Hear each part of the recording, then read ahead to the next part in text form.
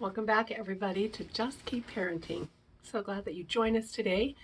We are finishing up a chapter in our book. We're finishing up chapter 10 in our book, Easy to Love, Difficult to Discipline.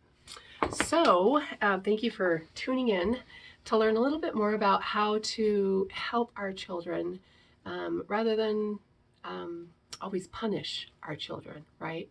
We want to teach them acceptable ways to respond to their anger, to respond to any emotion.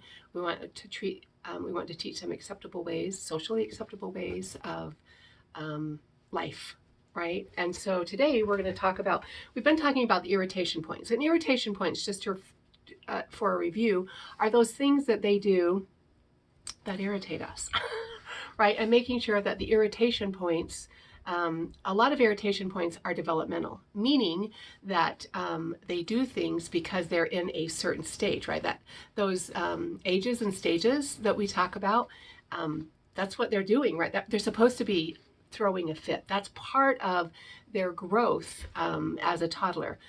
Sometimes they do scream as preschoolers, right? I hate you, right? That's part of their growth and that development as they're assimilating things. Sometimes that disequilibrium happens, right? And it's like 2 steps backwards and a step forward, right? But we're moving forward. But sometimes these irritation points are not developmental. And that's our job as caregivers, is to figure out, right? Is this developmental for example, I have a student who is a BYU student, and we've talked a lot about the fact that she didn't learn growing up that that there were different ways to handle her anger, right? And so as her parents divorced, and her stepmother finally said to her, as she was throwing a fit at 10 years old, you know what, sweetie, this is not appropriate. Let me show you some other things that you can do when you get frustrated, right? And so when we look at that, we've got to look at the irritation points and think, okay, what does child development tell me, right? What does ages and stages tell me? Is this typical? Is this normal for my child to be doing this, right? So we've talked about the different age groups. We've talked about babies. We've talked about toddlers. We've talked about preschoolers. We've talked about school-age children. And we've also talked about teenagers, right? And kind of those things that sometimes we say, oh, it's just a stage, Typically it is just a stage, and we're going to move through that, right? But in the middle of that, there's these irritation points that really do irritate us. So it's important to recognize, wait a minute, this is part of the stage, right? So what can I do to help them learn, right? But not to say, oh my gosh, my parenting isn't working, right? Or my teaching isn't working. Well, it probably is, as long as it's within that developmental range, right? So let's talk about the fact that our response to these irritation points is just key, right? And so we've talked about the irritation points through the stages. And so we have to recognize that these irritation points serve a healthy purpose, right? Even though they're annoying, they're crucial to children's development, right? So we can't say, never throw a tantrum again, right? I'm going to have the best parenting. I'm going to have the best teaching. They're never going to throw a tantrum. Yeah, no, that's not so, right? That's part of their development. So as we try to figure out what is a problem, right, and what is normal development, we have to understand children's development, right? Sometimes I think that before you bring a baby home, or after you have a baby, if you've had a midwife at your home or whatnot, that we have to, like we pass a driver's test. I just think, oh, maybe we need to have a child development test before we bring a baby home, right? So that we understand that ages and stages is so important. I'm just joking on that, but there's been parts of me that have felt that way, right? So I have a book that I go to a lot for when I want to work, when I think about, now is that part of the ages and stages, right? So it's the American Academy of Pediatrics.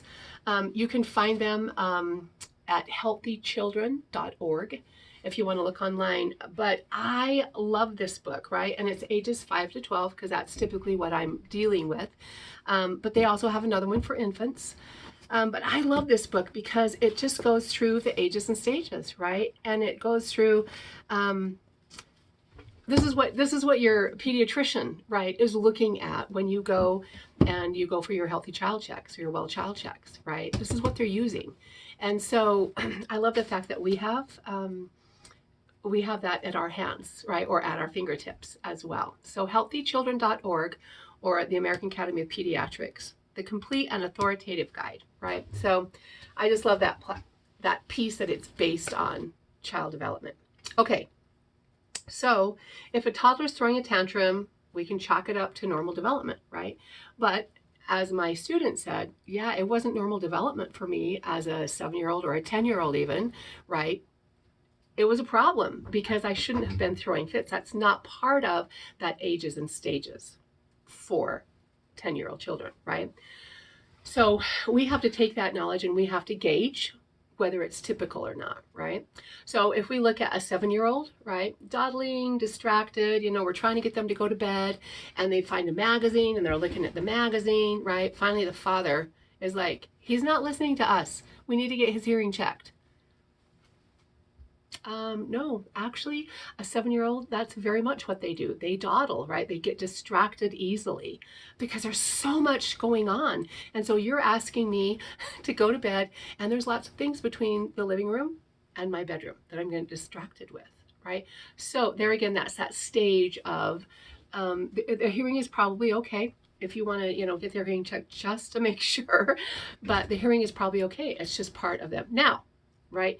If we have an 8-year-old, right, who isn't a daughter who's not complying, right? They're saying things like, "You make me go to bed," right? They're trying to make adults feel like they feel, right? Now, that's typical. If I've got a 10-year-old that's still saying, "You make me go to bed, make me do my dinner, make me do my homework," right? Which the 8-year-olds do, that's not typical development for a 10-year-old, right?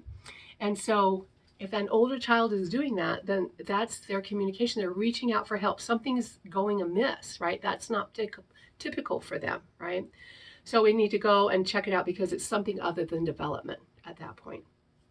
Okay, so if we feel hopeless around our children, they probably feel hopeless around us, right? I am very much open with my kids. We start school, a new semester on Monday, and we had a open house last 2 weeks ago with them, and there was a lot of people, right? And it was just come and meet the teacher, and I have like a scavenger hunt and I Spy that they go around and find, and I'm on the I Spy so that they can come and find me and we can talk, and I can ask them if they got my letter in the mail, and we can talk about anything with the parent that needs to be addressed at that point.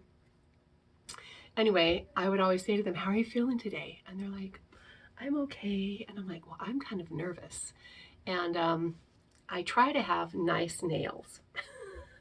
But when I get nervous, this is the nail right here. I'm not flipping anybody off, but this is the nail that I bit the day that I was having the open house. And I showed the kids. I said, "You know what? When I get nervous, this is what happens to my nails." And I try really hard not to, but sometimes I just get so nervous that I bite my nail, right? And so helping them to understand that I'm as real as they are, right? And I say to them, I am so nervous on the first day of school because I don't know you guys. I have these BYU students that I don't know. I get nervous, right? And somehow that realness, that vulnerability relaxes most of them, right? Relaxes the parents as well, right? It doesn't matter how many years I've taught, over 30 years at this point, I still get nervous on the first day of school. I don't sleep the night before because there's that anticipation, right? There's some anxiety going on with that. And so there again, going back to that hopeless feeling, if we feel hopeless around our children, guess what? They're feeling hopeless as well, right? And so we need to give up that fear-based measure, right? And use loving options instead. That understanding piece. I gave a talk the other day in some different congregations, and one of the things that I was vulnerable with was something that was really difficult for me and something that I really wanted to not be so difficult anymore. And so I got vulnerable, right? I got vulnerable from the pulpit and talked about this. And I was just amazed at how many people came up and said, "Oh my gosh, thank you for that story. That totally," and I just think that's the same way with kids, right? These are adults that are coming up and saying this. It's the same way with kids. If we can share those things that kind of make our heart hurt or make us nervous or scared, right? All of a sudden it's like, oh, we have something, right? Me too. I do that, right? We do a lot of me toos.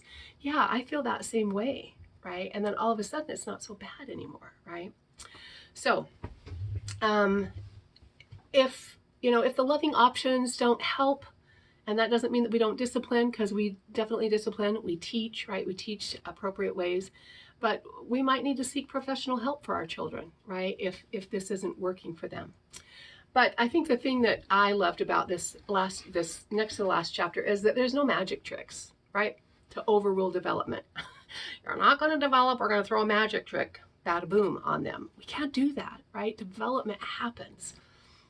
And so as we think about the 7 powers, right, that this book talks about, we have to think about that power of acceptance. It is what it is. I cannot change this moment. I cannot change the fact that my preschooler just said she hated me.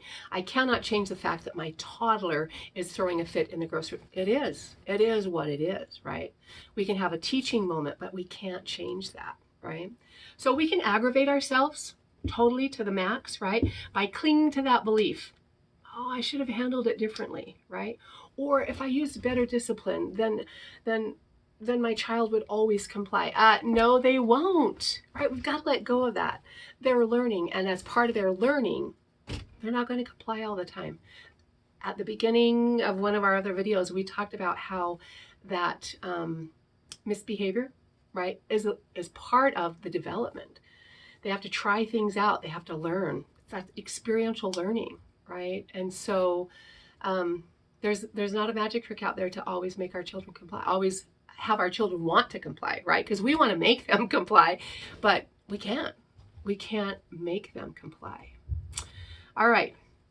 So the other thing that we could do, right, recognizing that there's no magic tricks, my child is not always going to comply, we can always increase our knowledge about child development, right? Because if we can know the ages and stages, okay, this is normal for this age group, right? It helps us, it helps our heart, it helps our mind to be able to move through that. And all this doesn't mean that we're never going to discipline our children, right? That they're never going to have misbehavior, that we're going to let everything go. We're going to forego everything. No, that does not, right? We've got to respond. We've got to respond and teach our children more acceptable ways, whether it's socially appropriate, whether it's acceptable here, but we've got to teach them how to express themselves, right? It goes back to the little girl that said, what do you do when you get angry? And she looked at me, she said, well, I name my emotion and I count to 10, right? So that's a socially acceptable way to do that. There again, you've heard me before, if you're a follower, that I get out lotion, right? And I put on lotion because it helps me to breathe. The other thing that I do is on my phone, I have a breathing alarm that goes off at 7:30 in the morning, noon, and 5:30 in the evening, right? Just to help me remember to breathe, because when I breathe deeply, I feel better. Yesterday, I was really impressed on some of our university meetings. We had a meeting on mental health, right? And all the different ways that we can help ourselves be better prepared for the students that are coming next week to campus. Loved that. Okay, so during other videos, I've always mentioned that misbehavior is communication, right? They're communicating something to us. It's our job as the adult in their life to figure out what that communication is, right? Toddlers throw fits, preschoolers scream, school-age children talk back, right? And they mumble and they stomp off, right? And our job is to teach them those more appropriate ways to express what they're feeling. I read something today that I posted on Miss Story's preschool page on Facebook. I'm always posting something on there, and so if you're not following, that's another place to follow. But we talked about big changes lead to big emotions, right? Whether we're adults, whether we're children. The nice thing about it for most adults is we figured out how to work through those, right? We figured out techniques, we figured out resources that we can use. And that's our job, is to teach the kids how to do that, right? And that teaching is called discipline, as we help them learn how to discipline themselves. So thank you for joining us today. We've started posting a lot of different things on Instagram on Just Keep Parenting. So if you are It's a little bit of conscious discipline, a little bit of this book wrapped up into Instagram style. So we'd love to have you follow us there on Instagram. Like I said, Miss Story's preschool page is up on Facebook if you'd like to join there. So anyway, have a great rest of the day, whatever, great night, whatever time you're listening to this. And thank you for joining. Feel free to share if there's something there that you feel like was applicable that maybe somebody might need. Thank you so much for joining. Talk to you later.